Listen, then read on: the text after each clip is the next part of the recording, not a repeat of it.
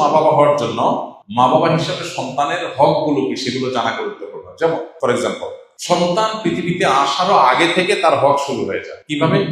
আপনি অবিবাহিত, আপনি বিয়ে করবেন, তাহলে আপনি একজন দিনদার জীবন সঙ্গিনী খুঁজবেন।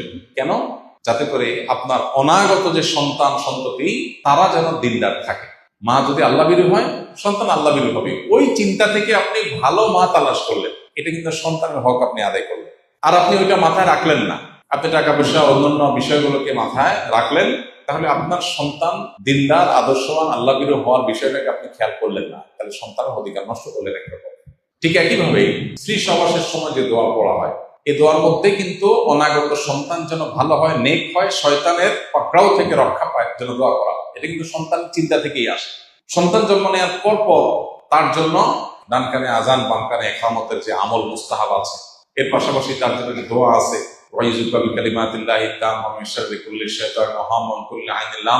শয়তান থেকে পানা চাওয়া দোয়া, সন্তানের অধিকার, তাকে ভালো রাখার চেষ্টা, সন্তানের একটা সুন্দর অর্থবহ নাম নির্বাচন করা, এটাও তাকে ভালো মানুষ হওয়ার প্রত্যাশা থেকে রাখা।